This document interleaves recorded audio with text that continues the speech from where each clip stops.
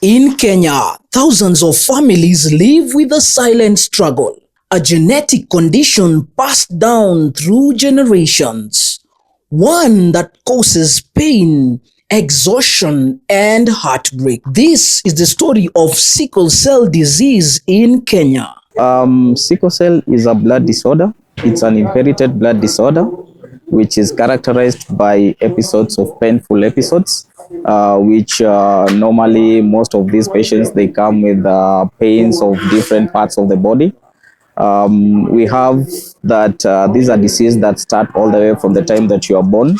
So it's a disease that you get it from the generation that you must have inherited from your family members. Sickle cell disease affects the red blood cells, changing their shape from smooth, round discs to rigid, crescent-shaped cells. These misshapen cells block blood flow, leading to painful crises, strokes, and organ damage. When a woman is pregnant, when she's going for a labor, the labor pain is not painful. So our painful is 10 times hiyo ya mama mwenye ako na mimba.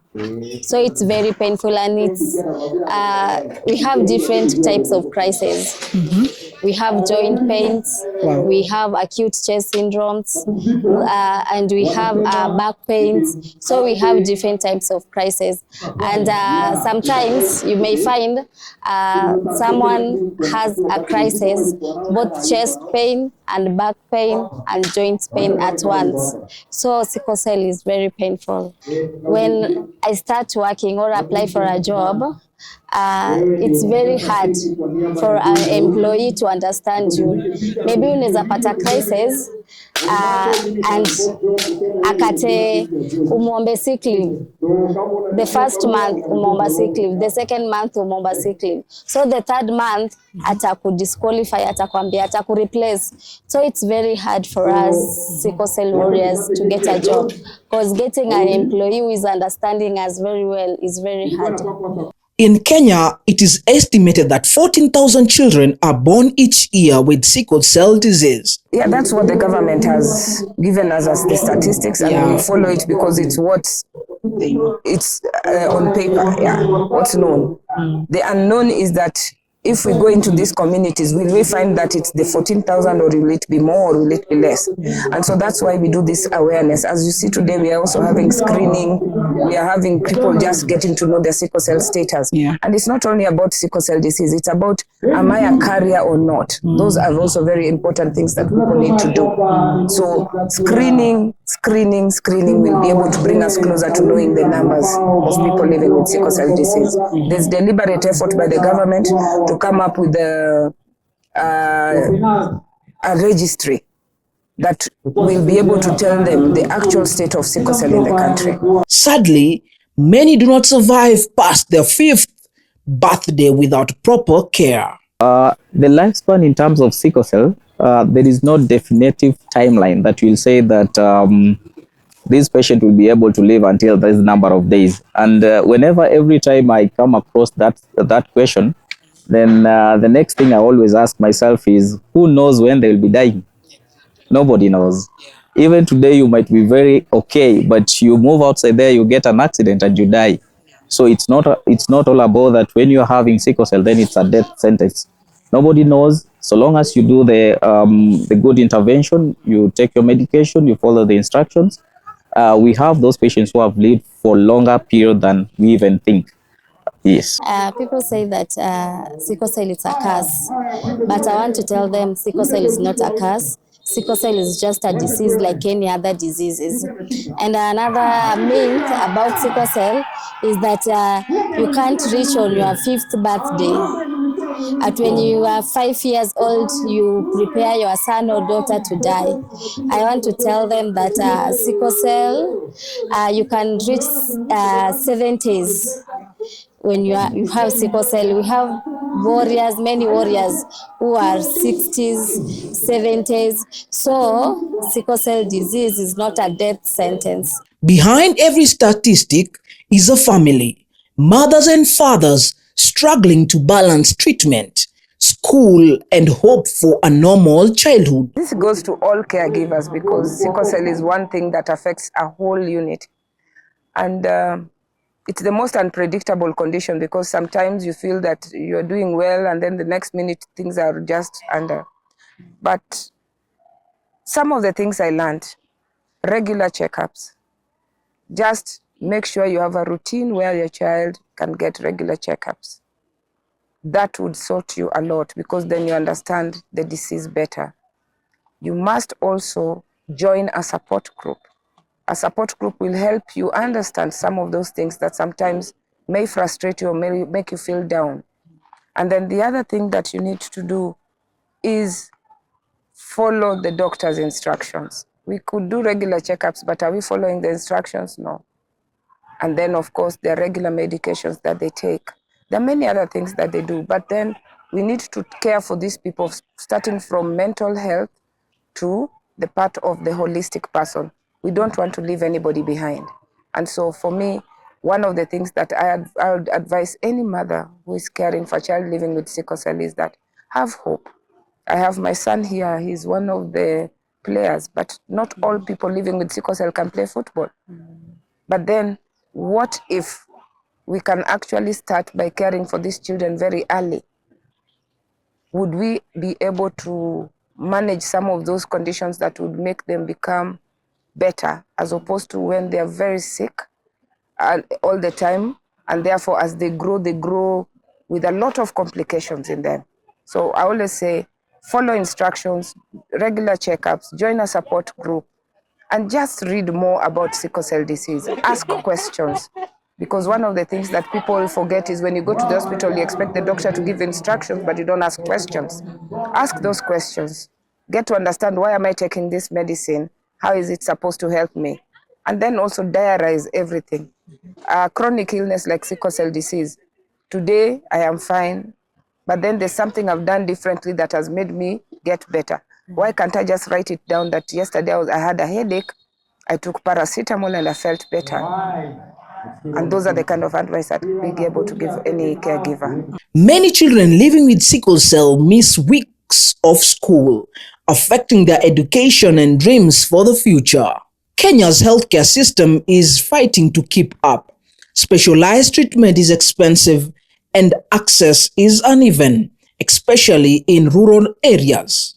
Screening imekuwa ni shida kubwa sana tumekuwa nayo kwa sababu once history ya screening ilikuwa hatuwezi afford.